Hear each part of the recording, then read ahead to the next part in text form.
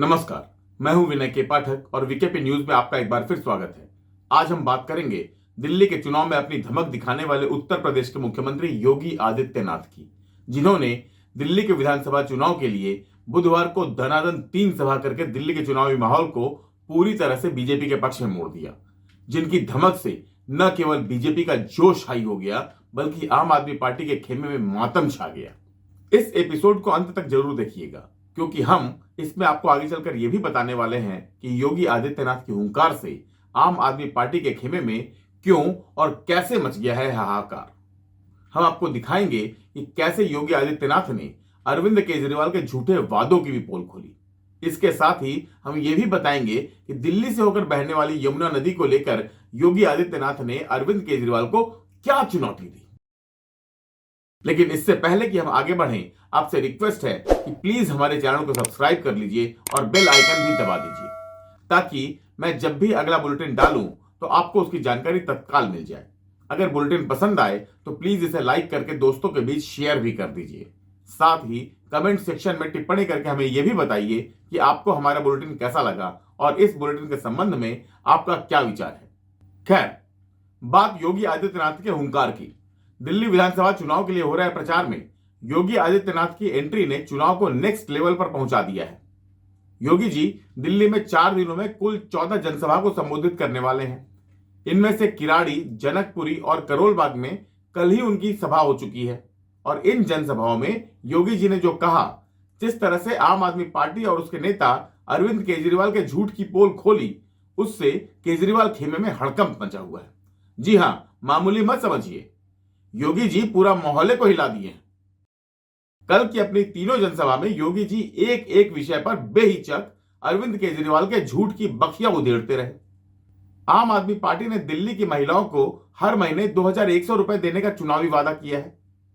उस वादे की भी योगी आदित्यनाथ ने केजरीवाल के पंजाब में किए गए वादे की याद दिलाकर पोल खोल दी। मैं कल एक न्यूज पढ़ रहा था कि पंजाब की कुछ बहनें आम आदमी पार्टी के कार्यालय का घेराव की है, अरविंद केजरीवाल के घर का घेराव की हैं और ये इस बात को लेके कहे हैं कि जो वायदा किया था इन्होंने पंजाब में सरकार बनाने के पहले कि 1000 रुपया हर महिला को देंगे, ये दिया ही नहीं और वे महिलाएं इसलिए घेराव करने के लिए आई थी। इसी तरह अरविंद केजरीवाल ने पुजारियों और ग्रंथियों को हर महीने 18,000 रुपए देने की जो चुनावी घोषणा की है, उसकी भी योगी जी ने पोल खोल दी। मुल्ला और मौलवी को यहां पर पहले से ही ये लोग वेतन देते थे। आज दिल्ली की आर्थिक स्थिति इतनी बदहाल कर चुके हैं कि उनको भी कई महीनों का नहीं मिला और जब वहां से हो हल्ला शुरू हुआ तो इन्होंने उसको डाइल्यूट करने के लिए कहा कि हम पुजारियों को भी देंगे। बहन और भाइयों, यहां पर आम आदमी पार्टी आपकी भावनाओं के साथ खिलवाड़ कर रही है, लेकिन वे भत्ता देने की बात और मानदेय देने की बात करते समय भूल गए कि उन्होंने बौद्ध मठों से जुड़े हुए भंतों को छोड़ दिया है। बनते भी पाए इसकी उनको चिंता नहीं। भगवान वाल्मीकि के समय से वाल्मीकि समुदाय से जुड़े हुए तमाम हमारे संत वाल्मीकि मंदिरों में पूजा अर्चना करते हैं, उनको उन्होंने भुला दिया, उनके एजेंडे में कहीं नहीं। आम आदमी पार्टी के एजेंडे में रविदासी मंदिरों के पुजारी नहीं है।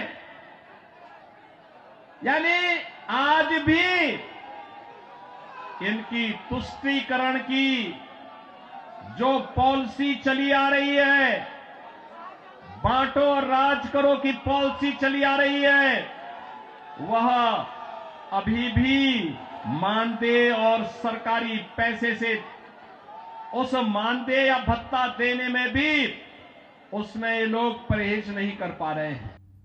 योगी आदित्यनाथ ने दिल्ली सरकार पर दिल्ली में औद्योगिक विकास की उपेक्षा करने का खुलकर आरोप लगाया और इसके साथ ही आम आदमी पार्टी की सरकार पर बांग्लादेशी और रोहिंग्या घुसपैठियों को संरक्षण देने का भी आरोप लगाया। मैं पूछना चाहता हूं, दिल्ली के अंदर भी ओखला औद्योगिक क्षेत्र है और पिछले 10 वर्ष में उद्योग ना के बराबर लगे हैं। कोई सुविधा नहीं, कोई सुविधा नहीं। आम आदमी पार्टी ने एक सुनियोजित साजिश के अंतर्गत ओखला दिल्ली के अंदर उद्योग तो नहीं लगने दिए, कोई रुचि भी नहीं ली, लेकिन इसमें बांग्लादेशी घुसपैठियों को, रोहिंग्या को जरूर बसाने का काम किया है। आम आदमी पार्टी के नेताओं के घर में आधार बनाने की मशीन के माध्यम से आधार बांटे जाते हैं इन बांग्लादेशी घुसपैठियों को। आपने देखा होगा अभी 2 वर्ष पहले जामिया मिलिया और उसके आसपास के क्षेत्रों में उत्तर प्रदेश सरकार की सिंचाई विभाग की जमीन पर भी इन्होंने, इनके विधायकों ने, इनके पदाधिकारियों ने, इनके पार्षदों ने बांग्लादेशी घुसपैठियों को बसाने का काम किया था। मैंने 2-3 बार बातचीत करने का प्रयास किया कि भाई उत्तर प्रदेश सरकार की जमीन पर मत बसाओ, लेकिन जब इन्होंने जबरदस्ती किया तो मुझे उत्तर प्रदेश से बुलडोजर भेजना पड़ा था उनको हटाने के लिए।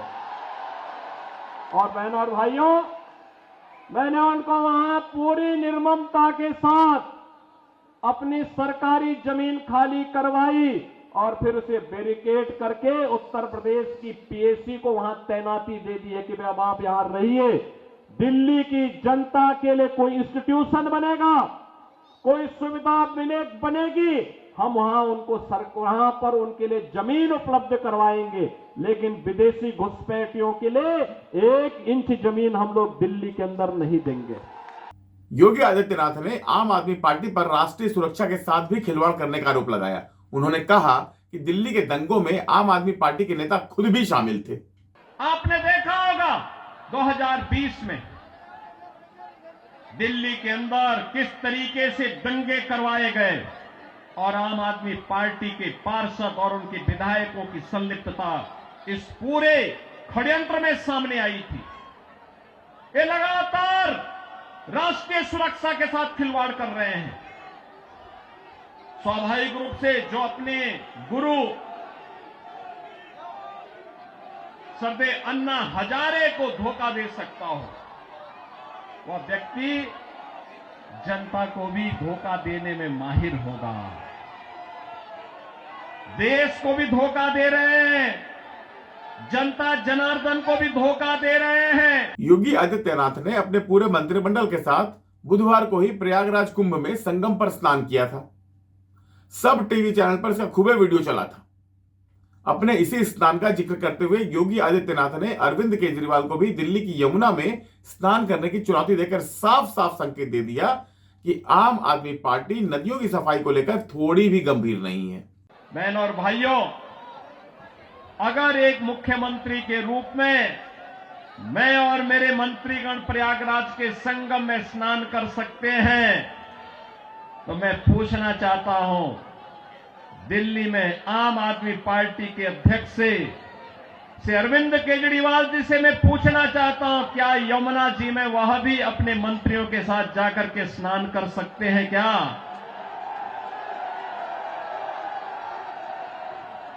अगर उनमें नैतिक साहस है तो उनको इसका जवाब देना चाहिए। यमुना मैया को एक गंदे नाले के रूप में बदलने का अपराध क्या उन्होंने किया है कि नहीं किया है? और अगर वह व्यक्ति इस बात का अपराधी है तो फिर मुझे नहीं लगता है कि जनता जनार्दन की इस अदालत में उन्हें कोई माफी दी जानी चाहिए। वो माफी के हकदार नहीं हो सकते। दिल्ली में आम आदमी पार्टी की सरकार का पाप का भुक्तभोगी हमारी पावन मथुरा वृंदावन के श्रद्धालुओं को और संतों को भी उठाना पड़ता है। जब भी नमामि गंगे परियोजना के अंतर्गत मां यमुना की शुद्धता की बात आई, स्वच्छता की बात आई, तो अरविंद केजरीवाल एंड कंपनी ने कोई सहयोग नहीं किया। योगी आदित्यनाथ ने केजरीवाल एंड पार्टी पर सिर्फ झूठे वादे करने और लोगों को गुमराह करने का भी आरोप लगाया। इनका तो एक ही कार्य है, प्रातः काल होते ही सोशल मीडिया पर झूठे ट्वीट करना, झूठी फिल्मों का प्रदर्शन करना, झूठे प्रेस वक्तव्य और प्रेस वार्ता के माध्यम से केवल गुमराह करने वाले वक्तव्यों को देना। जितना समय झूठ बोलने की एटीएम के रूप में आम आदमी पार्टी और उनके नेता समय बर्बाद करते हैं, ये झूठ का एटीएम बनने की बजाय अगर उन्होंने जनता की जन सुविधा और विकास के बारे में सोचा होता तो 10 वर्ष में दिल्ली की कायाकल्प हो गई होती। योगी जी ने साफ कर दिया कि दिल्ली का विकास डबल इंजन की सरकार ही कर सकती है। जैसे उत्तर प्रदेश डबल इंजन सरकार का लाभ प्राप्त कर रहा है, एक साथ एक स्वर में सभी सरकारें मिल करके विकास को ध्यान में रख करके, युवाओं के भविष्य को ध्यान में रख करके, अन्नदाता किसानों के भविष्य को ध्यान में रख करके, बहन और बेटियों की सुरक्षा को ध्यान में रख करके, व्यापारियों की सुरक्षा को ध्यान में रख करके अपना कार्य कर रही है। ऐसे ही दिल्ली के अंदर भी भारतीय जनता पार्टी नेतृत्व की डबल इंजन सरकार आनी चाहिए। योगी आदित्यनाथ ने केजरीवाल सरकार के तमाम झूठे वादों की पोल भी खोली और यह भी साफ कर दिया कि आम आदमी पार्टी कभी भी दिल्ली का भला नहीं कर सकती। खैर, योगी आदित्यनाथ के चुनाव प्रचार के संबंध में आप क्या सोचते हैं और आपको क्या लगता है कि योगी आदित्यनाथ के प्रचार का दिल्ली के चुनाव पर क्या असर पड़ेगा? इस बारे में कमेंट सेक्शन में टिप्पणी करके हमें जरूर बताइएगा। हमें आपके कमेंट का इंतजार रहेगा। इस एपिसोड में इतना ही। जल्दी ही मिलते हैं किसी अन्य तड़कते फड़कते विषय के साथ। जाते जाते एक बार फिर आपसे आग्रह करूंगा कि अगर आपने हमारे चैनल को सब्सक्राइब नहीं किया है तो प्लीज हमारे चैनल को सब्सक्राइब कर लीजिए और बेल आइकन भी दबा दीजिए, ताकि मैं जब भी कोई न्यूज डालूं तो उसकी जानकारी आपको तत्काल मिल जाए। तो अब दीजिए इजाजत, जल्द ही मुलाकात होती है। नमस्कार, जय हिंद, जय भारत।